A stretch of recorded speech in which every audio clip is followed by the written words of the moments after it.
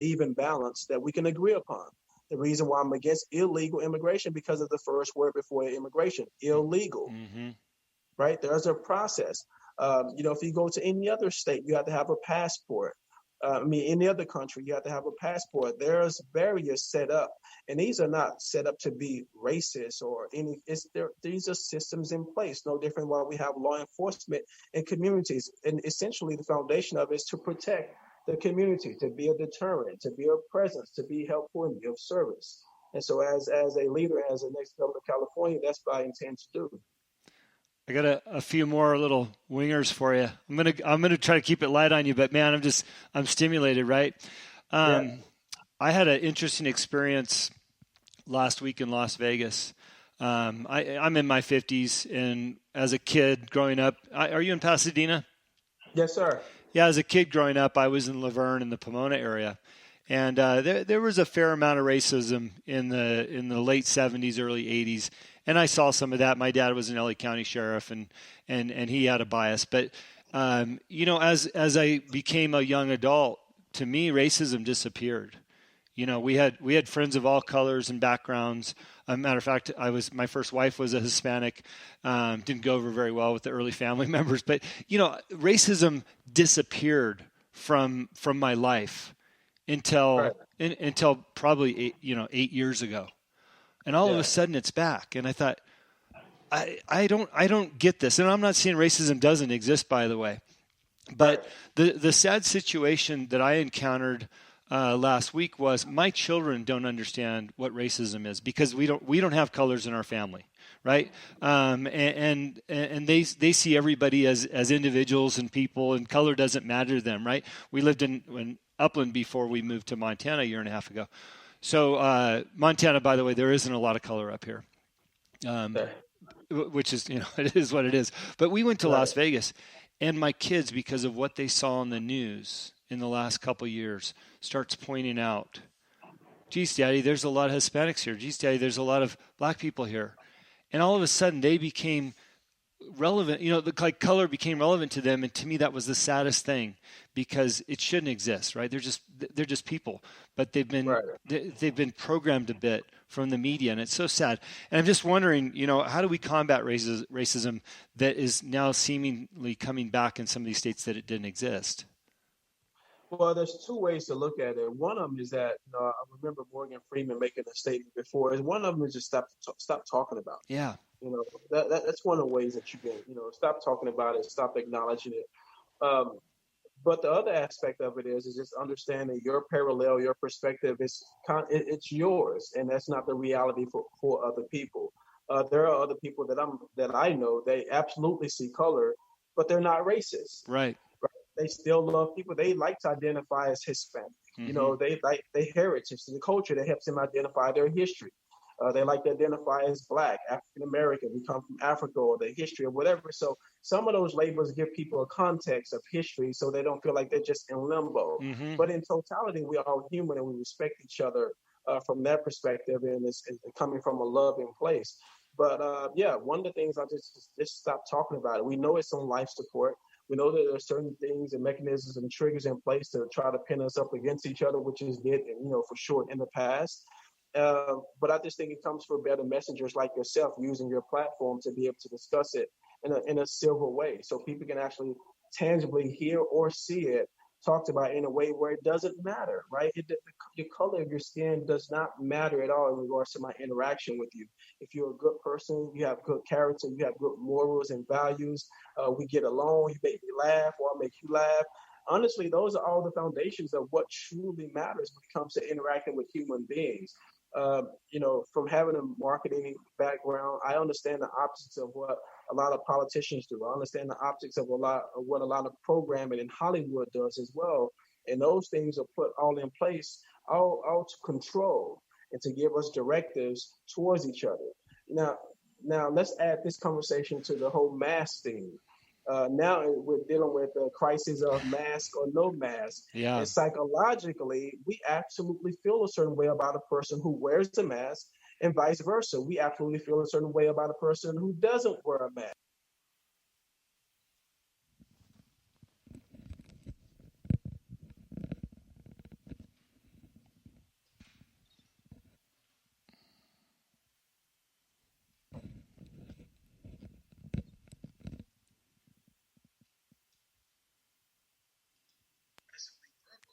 sport because she didn't have a mask on, right? And you have adults feeling emboldened to police and reprimand other adults. Yeah. That's no different back in the late 60s, 50s racism, where they felt so entitled that they can tell you what to do. And so, it's an interesting balance. There's no magic wand. I don't have all the answers, but I want to try to be a voice of reason any opportunity I get when it comes to those subjects and those matters. What are your thoughts on this recall Newsom going on right now? So the recall only exists when you have a nice size of the population that are frustrated with your brand of leadership, the decisions that you have made that has personally affected the lives of other people. So this is why a recall exists, and even more so in regards to how the governor has mismanaged or handled this particular pandemic or health crisis, should I say. And the recall is real. This is the third time. Some people were a little offset about it because it was the third time they didn't win the first two times. But just if you think about it, this is the third time. Yeah. This guy, he's only been in office. This is his first term. It hasn't been, it's only 2 years in, and this is the third one. So that shows you about the frustration that people do feel, and it is a very real thing. This particular one, I truly feel in my gut that it's going to happen, which is why I've started over 100-something days ago my campaign, because I wanted to make sure I was prepared. I wanted to make sure people understood they had a choice and an option beyond the same typical candidates that continue to run over and over again that cannot win an election against Gavin Newsom here in California.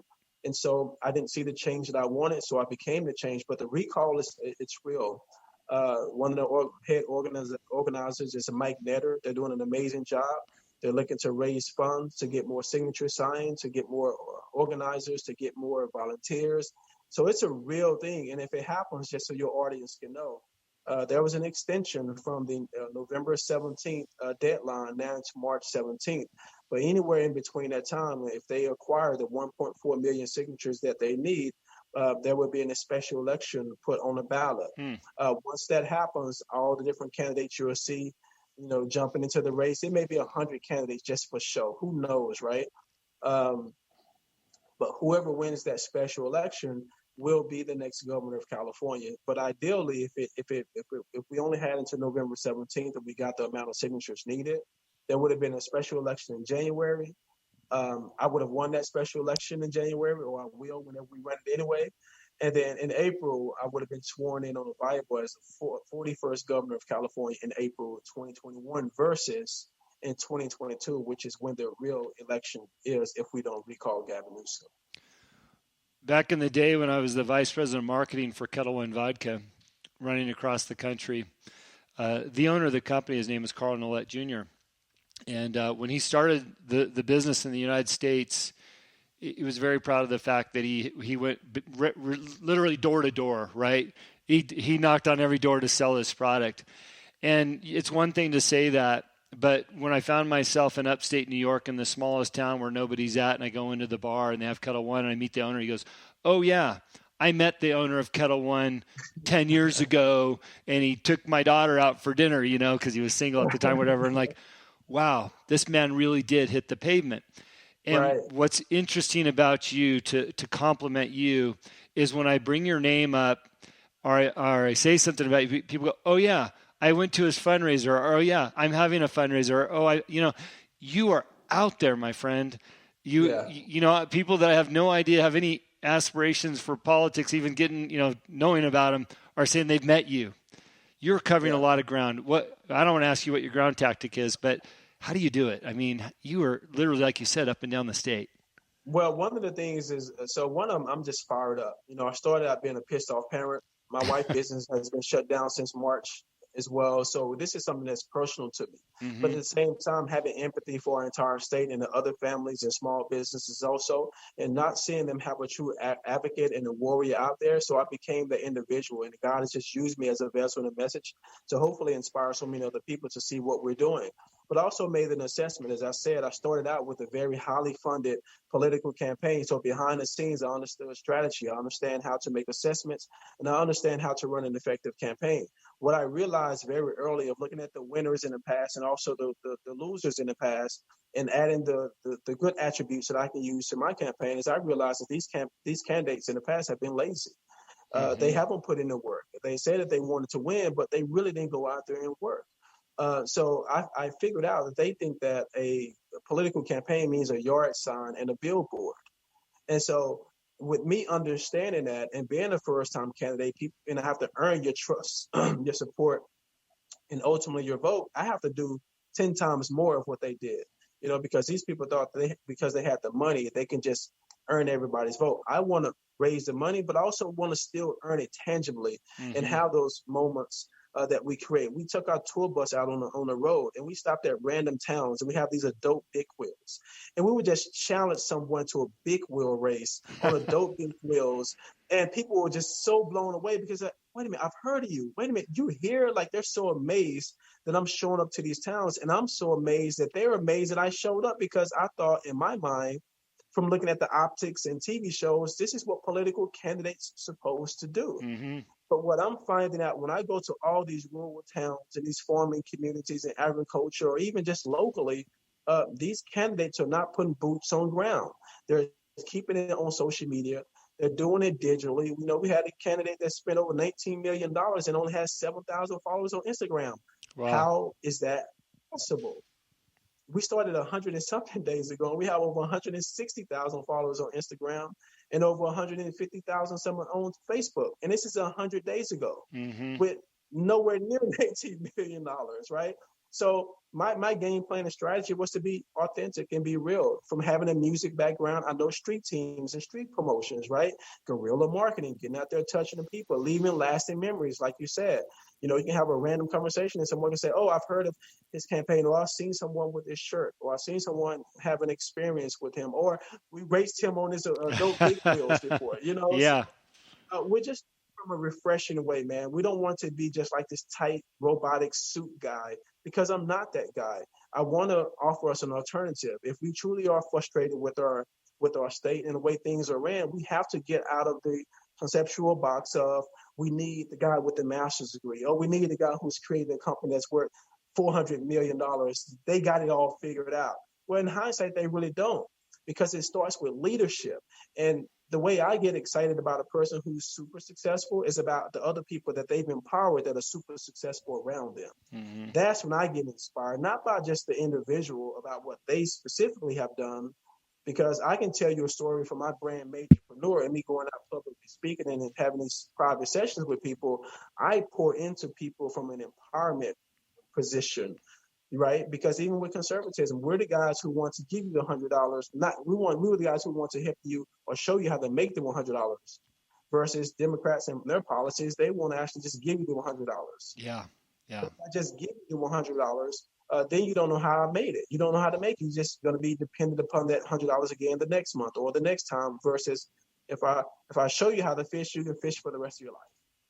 Yeah, absolutely. 2 more questions for you. I'll let you go because I know you've got a busy campaign. You're running around. Any words of encouragement about what's happening in the election process right now? I mean, I go in ebbs and flows. I'm stuck on my social media all day to see the latest, greatest news. What are your thoughts and our words of encouragement, as I put it? Sure. The words of encouragement is that Donald Trump is going to win. We have to let the process play out. We have to be patient. We are very well aware, just like anyone else, especially on the Democrat side in the urban communities. They'll tell you they're laughing. They know this election was rigged. They know the election was stolen. There's no way that Joe Biden is the most popular president over Barack Obama or Hillary Clinton to get that amount of votes. Even if it's the narrative of people wanting to cut off their nose to spite their face because they don't like the way Donald Trump tweets. or his comebacks at times. And even as a supporter, I don't agree with everything he's done 100%, right? But I support the best person for the job with the best policies. That is America first, that wants to protect our freedoms and our liberties in our state and in our country. But I feel like, and this is my opinion based upon what I observed, is that he will be sworn